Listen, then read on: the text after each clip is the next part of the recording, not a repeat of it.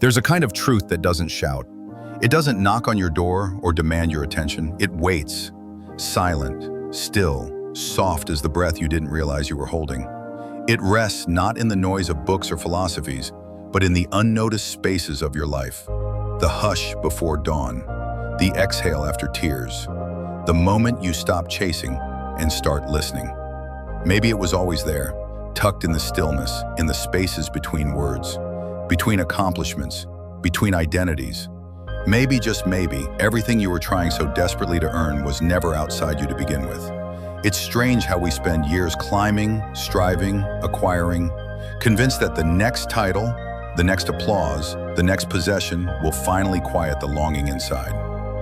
But what if all that effort was not a pursuit of happiness, but a reflection of our distance from ourselves? What if the longing was never for things, but for home, and that home was within? Letting go has been misunderstood for too long. People fear it means giving up on joy, abandoning the world, rejecting beauty. But true detachment isn't rejection, it's recognition. It's knowing that the beach is beautiful, the car thrilling, the skydiving exhilarating, but none of them define you. None of them are your source. They're only echoes, expressions, the surface shimmer of a deeper well already inside you. When joy becomes tethered to the external, it becomes a fragile thing.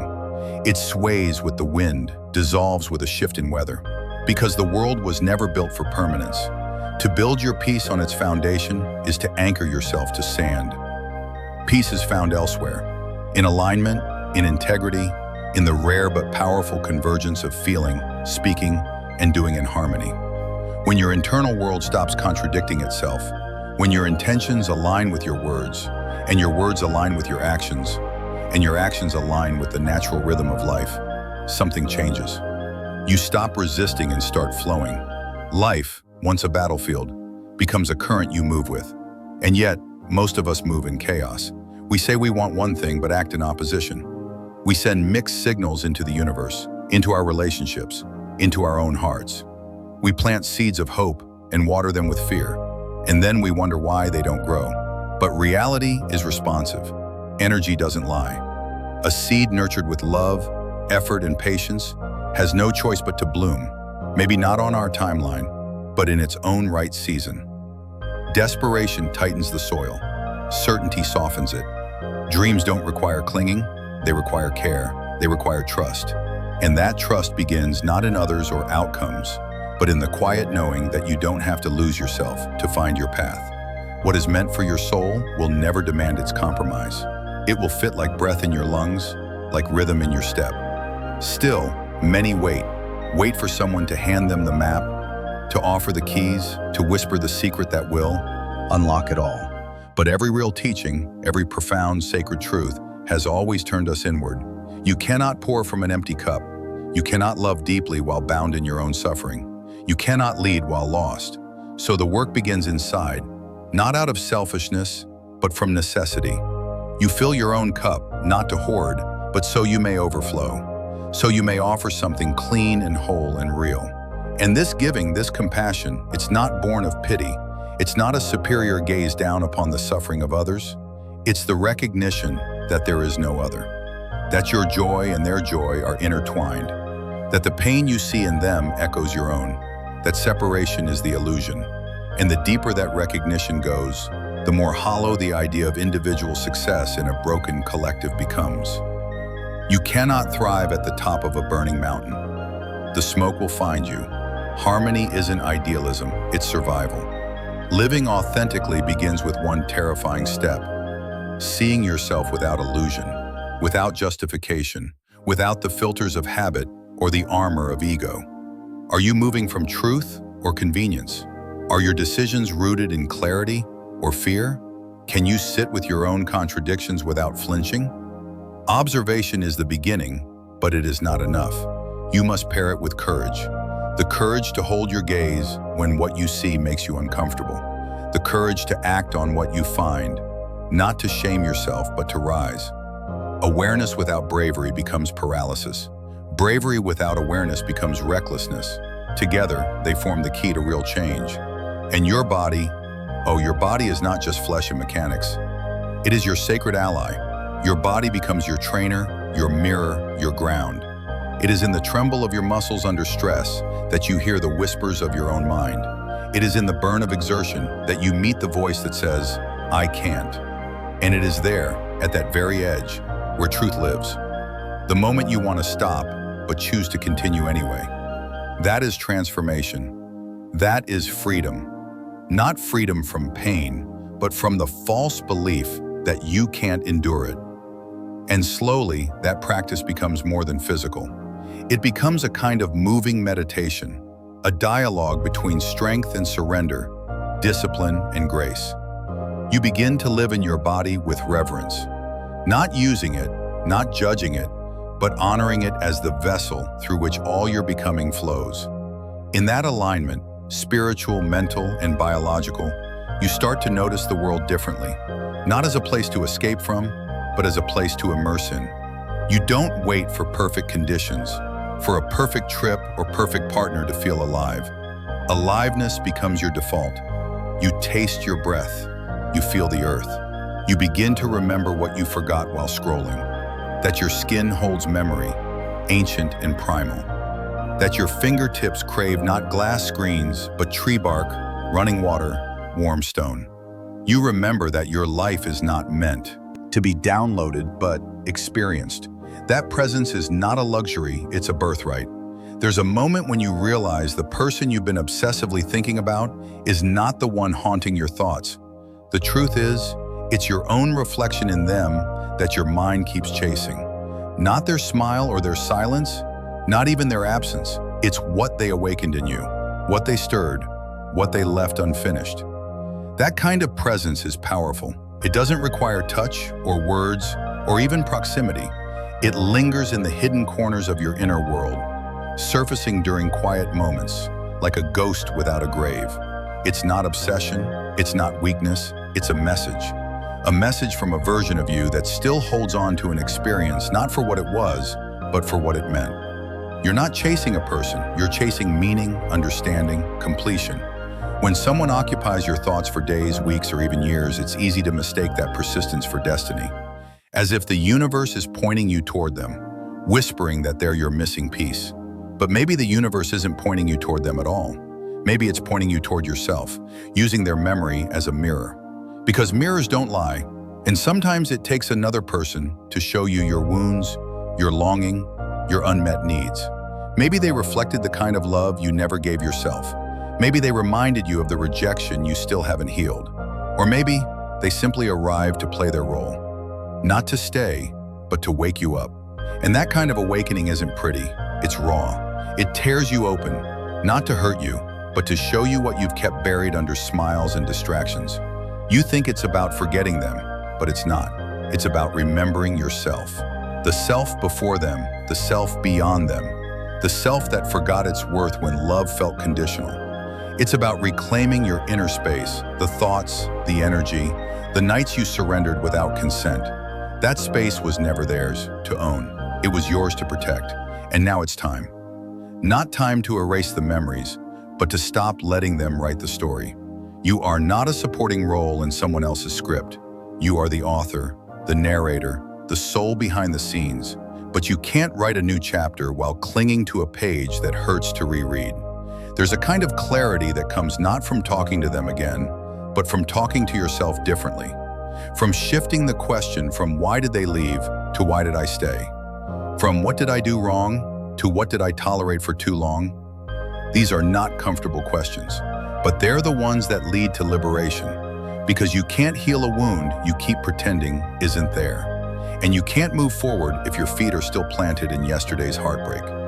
What you need is not a text back, not an apology, not even an answer. What you need is peace, and peace is born from surrender, not to the other person, but to the truth. The truth that sometimes people leave not because you're unworthy, but because their role was temporary, because their chapter was only meant to stretch you, not sustain you. Let's talk about memories for a moment. They're not just pictures in your mind, they're emotional records. And your brain doesn't store them in a cold, logical format. It stores them with feeling. That's why a song, a smell, a street corner can flood you with emotion out of nowhere. It's why someone's absence feels like presence in disguise, because the emotional imprint they left doesn't fade with time. It fades with transformation.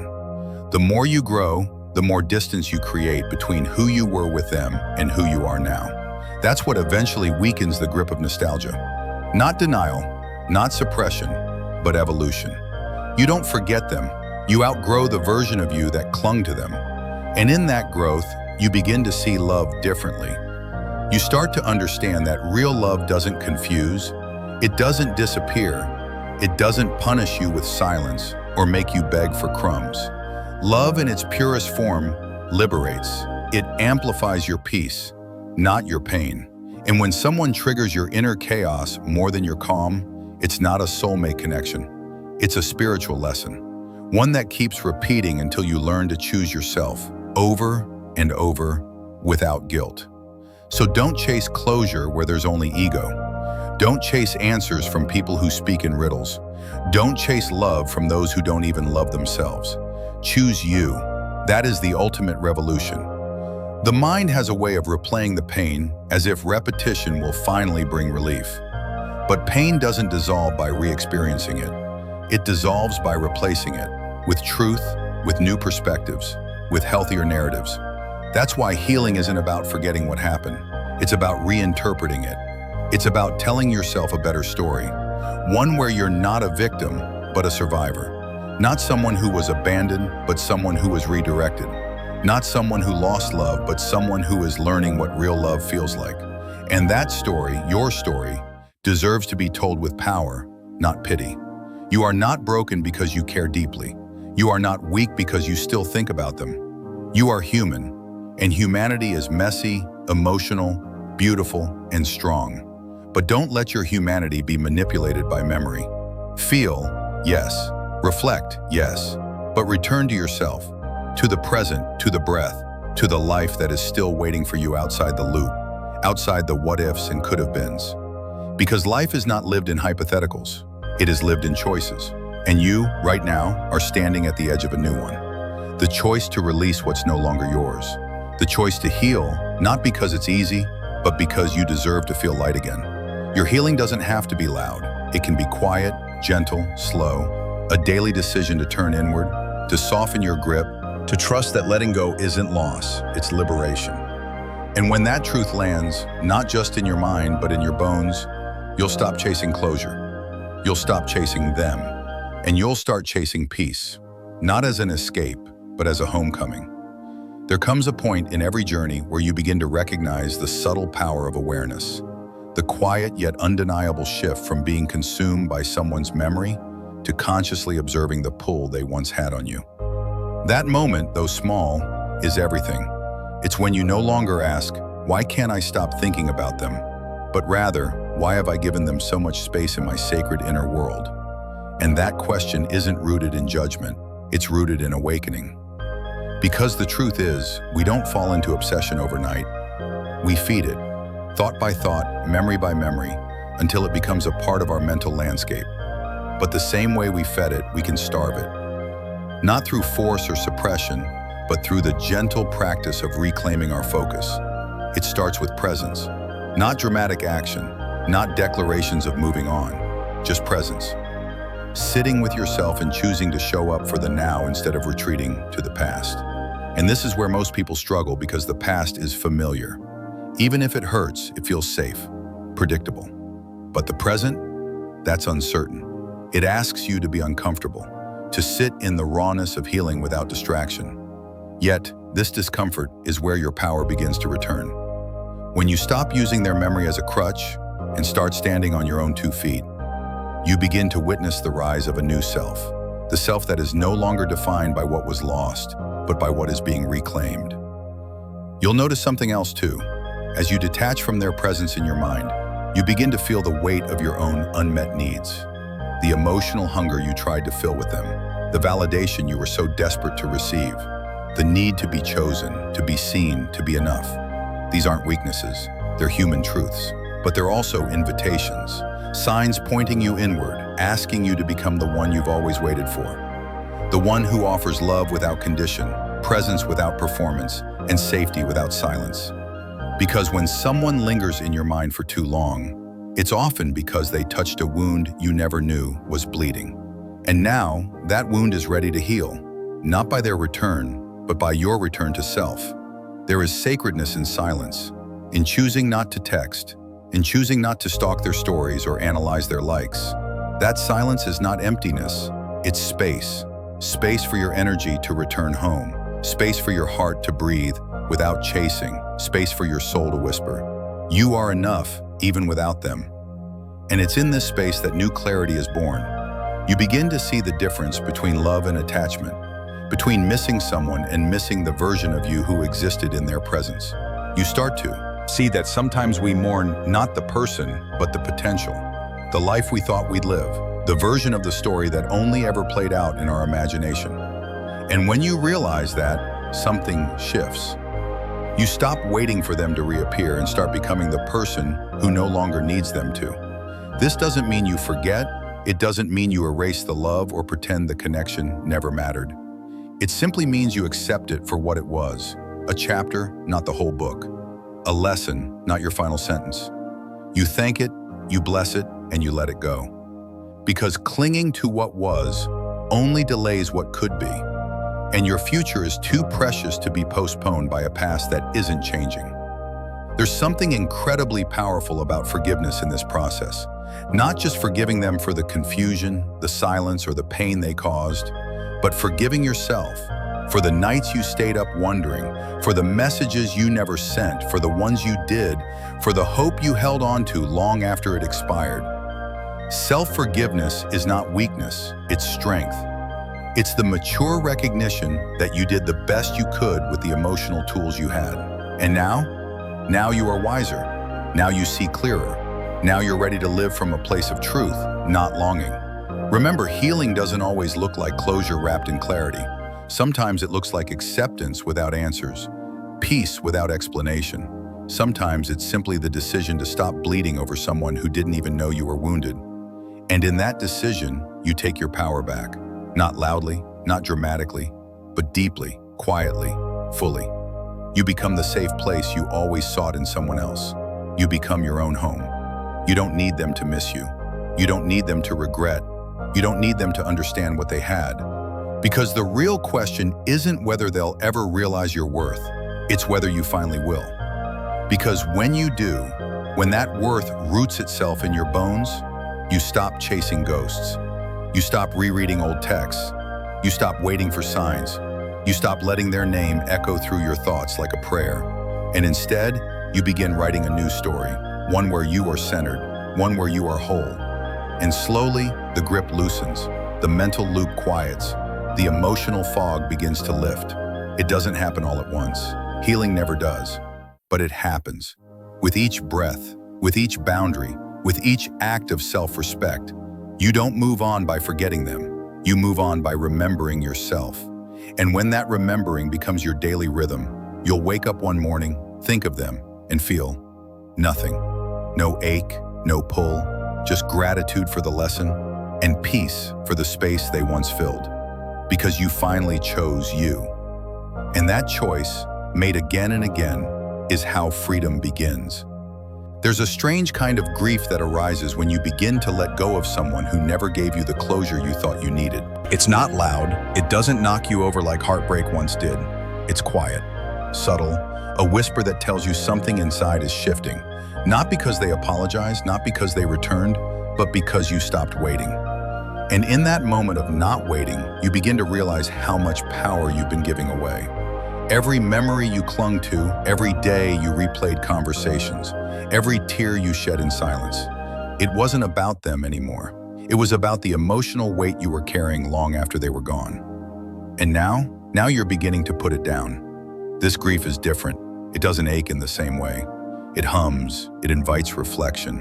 And in that stillness, you start to see that their presence in your mind wasn't love. It was a placeholder, a space you hadn't yet filled with your own healing. A space that still waited for answers, even when none were coming. But the longer you sit with yourself, the more you discover that answers aren't always necessary. Understanding isn't always needed. What's needed is presence. Presence with the now, presence with yourself. And that presence is a practice, something you choose every day when your mind tries to drift back, and you gently remind it, we're not living there anymore. The truth is, no one teaches us how to emotionally clean house. We're taught to move on quickly, to find distractions, to pretend we're fine. But the residue remains, the energetic imprints of connections that once felt like home. And if you never clear them, they become emotional clutter. They take up space in your thoughts, in your dreams, in the way you see yourself. And so the real healing begins when you choose to reclaim that space, not by rushing, not by numbing, but by turning inward and asking, what parts of me still feel abandoned? Because when someone leaves without explanation, the part of you that needed reassurance stays stuck in that moment. And unless you go back and hold that part of yourself with compassion, it keeps reaching for someone who already let go. This is why healing is never linear. You'll have days where you feel strong and untouched, and then one small thing, a scent, a song, a photo, will bring it all rushing back, and that's okay. That's not regression. That's remembrance. It's your heart showing you where it still needs tenderness. It's not weakness to feel, it's wisdom to listen. Because the goal isn't to erase the memory, it's to strip it of its power, to be able to look at what once broke you and feel peace, not pain. To know that yes, it mattered, but it doesn't define you anymore. Sometimes we confuse intensity with importance. We believe that because we can't stop thinking about someone, they must be special, meant for us, our other half. But thoughts are not truth. Obsession is not intuition. Sometimes the most persistent thoughts are not divine signs, but unresolved trauma looping through your mind, asking to be seen. And when you recognize that, you stop romanticizing the pain. You stop glorifying the connection. You begin to see that what felt magnetic was often just a reflection of an unmet need, a hunger for love, safety, validation. And when you start feeding those needs yourself, the magnetism fades. The grip loosens. You stop confusing longing for love. This is where emotional sovereignty is born. When you stop asking, why did they leave? And start asking, why did I hold on so tightly to someone who wasn't meant to stay? That shift doesn't come easily. It takes honesty, it takes surrender. But once it begins, your entire perspective changes. You no longer see them as the missing piece. You see them as a mirror that showed you where you were still seeking completion outside of yourself. And with that awareness comes liberation. Not the kind that feels like fireworks, but the kind that feels like peace. Like coming home to yourself after a long journey of searching in everyone else's arms. You'll begin to notice the small victories, the moments you no longer flinch at their name, the days you go without thinking of them, the clarity that returns to your mind, the joy that begins to surface in the spaces they once occupied. And these are not just signs of healing, they're proof of your growth. Proof that even without closure, even without an apology, even without reciprocation, you rose. You chose yourself. And that choice is everything. Don't let anyone tell you that detachment means you never cared. Detachment is not indifference. It's the highest form of self-respect. It's saying, I gave my all, and now I give myself back to me. It's the act of honoring what was while choosing not to be enslaved by it. Because at some point, the question shifts from, why did this happen to me, to, what is this trying to teach me? And in that question, you'll find every answer you ever look for in them. You'll realize that the healing you crave from their words, from their touch, from their validation, was always yours to give. You just needed time, you needed truth. You needed to feel your way through the storm and back into your own light. This isn't the end of your story, it's the moment your story changes. Where you stop being the one who waits and start becoming the one who lives. Where your worth is no longer measured by who stayed, but by how deeply you chose to stay true to yourself. That's the transformation, that's the awakening. And it begins every time you say, I release what is no longer mine. I reclaim what was always me. Healing doesn't always arrive like a sunrise. Sometimes it comes quietly, through tiny decisions you make when no one is watching. Like the way you stop reaching for your phone to check if they've messaged. Like the way you no longer linger in conversations about them. Like the way you feel your own breath and realize it's enough to calm you. These small moments don't announce themselves, but they are powerful revolutions. Each one chips away at the illusion that someone else holds the key to your peace. And piece by piece, you begin to return to yourself, not the version of you that broke, but the version that is being rebuilt with awareness, compassion, and strength. Sometimes we get stuck in the belief that if we let go completely, the connection will lose its meaning, that forgetting means it was never real. But the truth is, letting go doesn't mean it didn't matter. It means it mattered so much that you're choosing to honor it properly by not letting it keep you imprisoned. You loved, you lost, you learned. That's not failure, that's a chapter. And just because the chapter ends, doesn't mean the story ends with it. You are still here, you are still unfolding, and you still have pages to write. It's tempting to wait for closure, to believe that one final conversation will settle everything. But the reality is, most closure never arrives in the way we expect. You might never hear what you needed to. They may never acknowledge your pain or explain their choices. And that has to be okay. Because closure isn't a gift someone gives you. It's a choice you make for yourself. It's the moment you decide that your peace is more important than their explanation, that your healing doesn't require their cooperation. You stop needing to be understood by them when you finally understand yourself. You may feel like your emotions are too much, too messy, too loud, too overwhelming. But they are not your enemy, they are guides. Grief, anger, confusion, they all point to places within you that are asking for love. Not from them, from you. Because the love you gave away wasn't wasted. It was evidence of your capacity. And now that same capacity can be directed inward. You can give yourself the gentleness you once reserved for others. The loyalty, the patience, the hope. It belongs to you now. It always did. When you begin to take your power back, the world starts to shift. The silence you once feared becomes sacred. The solitude you ran from becomes sanctuary. You discover that wholeness was never about finding someone to complete you. It was about remembering you were never broken, just bruised, just healing, just learning. And as you deepen into that truth, you stop chasing people who are unable to meet you. You stop shrinking to fit into spaces that dishonor you. You begin to radiate an energy that doesn't beg to be seen, but cannot be ignored.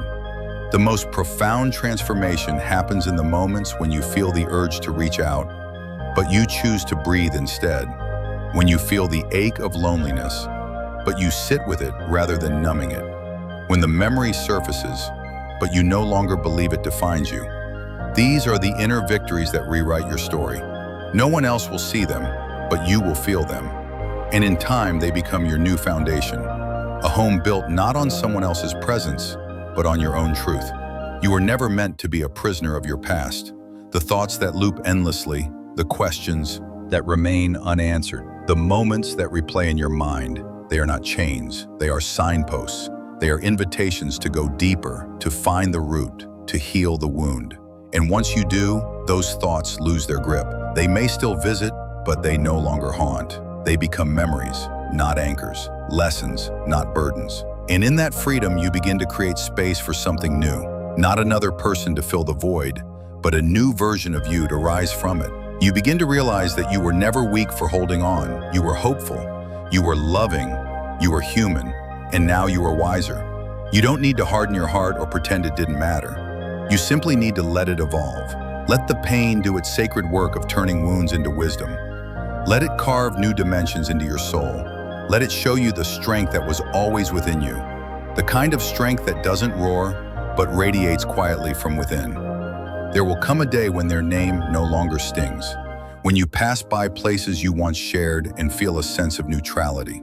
When your nights are no longer punctuated by thoughts of what could have been. That day is coming, not because you forget them, but because you finally remembered yourself, your worth, your path, your purpose. You are not here to be someone's afterthought. You are here to be your own beginning. Your healing is not a race, it's a sacred walk. And every step you take, no matter how small, is proof that you're doing the work, that you're showing up, that you're honoring the deepest parts of you. And perhaps the most beautiful part of all of this is that as you heal, you'll begin to attract differently. Not just in love, but in life. You'll magnetize peace instead of chaos, depth instead of distraction, truth instead of illusion. Because when you no longer need someone to complete you, you begin to align with people who celebrate your wholeness. That's the magic of healing. It doesn't just change how you feel, it changes how you live. There's a shift that happens when you finally choose yourself. It's quiet, almost imperceptible at first, but then it begins to ripple through every part of your life. You speak differently, you walk differently. You begin to move in alignment with peace, no longer chasing, no longer waiting. The person who once dominated your thoughts becomes a shadow in your rearview mirror, not because they didn't matter, but because you finally matter more. And in that space, in that clarity, something beautiful begins to bloom. Self-trust. That unshakable knowing that you are enough, that your heart is worth protecting, that your future no longer belongs to someone who walked away from your story. Forgiveness plays a subtle yet monumental role in this awakening. It doesn't mean forgetting.